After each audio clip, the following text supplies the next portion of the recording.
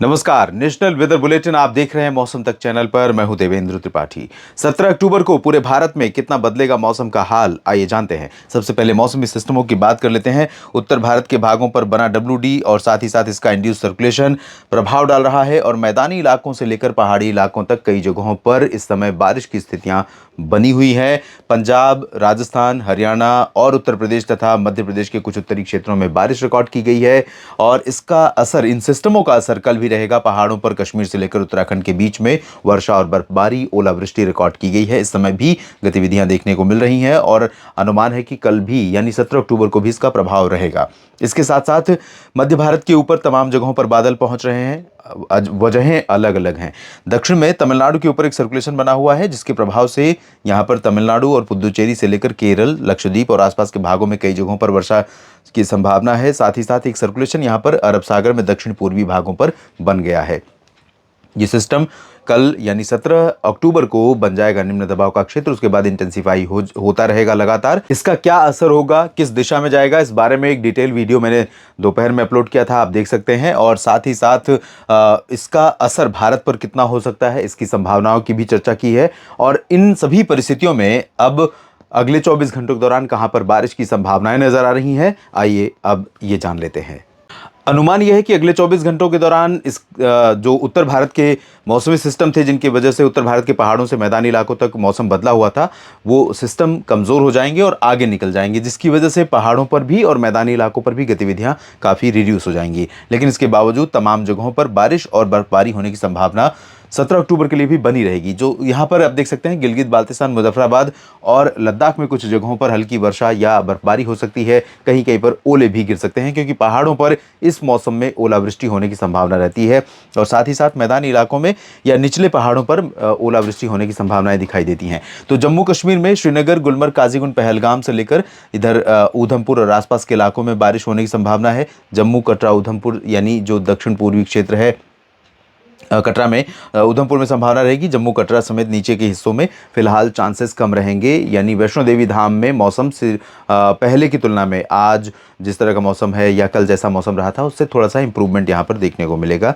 तो जो तीर्थयात्रियों को, क्योंकि नवरात्रों का पर्व चल रहा है और इस समय बड़ी संख्या में तीर्थयात्री, श्रद्धालु माता रानी के दर्शन करने के लिए वैष्णो देवी धाम पहुँच रहे हैं, तो यहाँ पर अब मौसम थोड़ा सा साफ होगा, लोगों को राहत मिलनी शुरू होगी।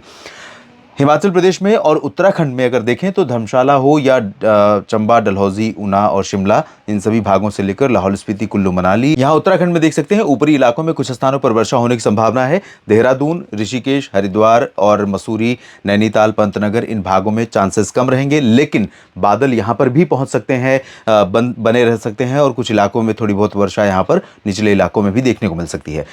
पंजाब, हरियाणा और दिल्ली से लेकर राजस्थान और उत्तर प्रदेश की बात अगर की जाए तो पंजाब में आप देख सकते हैं कि मॉडल के हिसाब से और हरियाणा में भी बिल्कुल भी अधिकांश जगहों पर ड्राई वेदर ही दिखाई दे रहा है। लेकिन क्योंकि सुबह के समय बादलों का यहाँ पर मूवमेंट रहेगा, तो ऐसे में फजिल्का और अमृतसर, तरन से लेकर इधर श्रीहरि, जो फरीदकोट और श्री मुक्तसर साहिब समेत बरनाला, मोगा, पटियाला, लुधियाना और रूपनगर, नवा शहर, चंडीगढ़ और आसपास के इलाकों में कुछ स्थानों पर बारिश हो सकती है।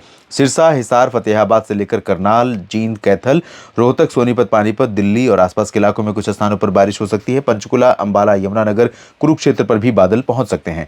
साथ ही साथ कुछ बादल यहां पर रहेंगे जैसलमेर तक और जोधपुर के उत्तर में अजमेर और जयपुर, अलवर, भरतपुर, झुंझुनू के उत्तर में, तो चुरू, गंगानगर, बीकानेर और आसपास के भागों में कहीं कहीं पर राजस्थान में भी बारिश देखने को मिल सकती है।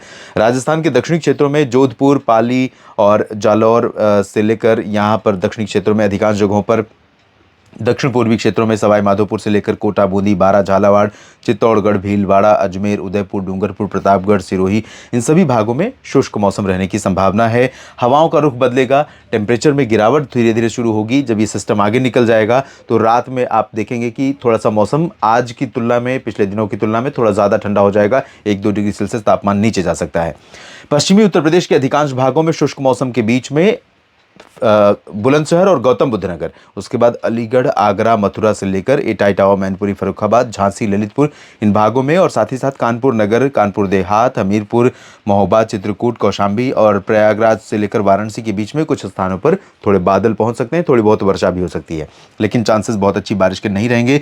प्रयागराज के सटे जो प्रतापगढ़ और जौनपुर के रीजन है, इन भागों में भी बादल पहुंच सकते हैं, थोड़ी बहुत वर्षा या बूंदाबांदी की संभावना बन सकती है, बाकी शुष्क मौसम रहेगा। इधर मऊ, चंदौली और गाजीपुर से लेकर गोरखपुर, देवरिया, अयोध्या, बस्ती, बहराइच, इन सभी भागों में शुष्क मौसम के आसार हैं। बिहार, झारखंड, पश्चिम बंगाल, यहाँ पर शुष्क मौसम के आसार हैं, लेकिन इसके बावजूद क्योंकि नमी का फ्लो रहेगा, थोड़े बहुत बादल यहाँ पर पटना समेत दरभंगा और वैशाली, गया और बक्सर, कैमूर से लेकर सीवान तक छाएंगे। इधर किशनगंज, पूर्णिया में भी बादल दिख सकते हैं, और उत्तरी पश्चिमी जो झारखंड का रीजन है, यहाँ पर भी कुछ बादल दिखाई दे सकते हैं। तो कुछ इलाकों में यहाँ पर बारिश होने की संभावनाएं नजर आ रही हैं। सिक्किम में तमाम जगहों पर बारिश हो सकती है, मालदा तक यहाँ पर बारिश की उम्मीद रहेगी, लेकिन दक्षिणी जो पश्चिम बंगाल का रीजन है, गंगीय पश्चिम बंगाल, ड्राई वेदर वाला रीजन रहेगा।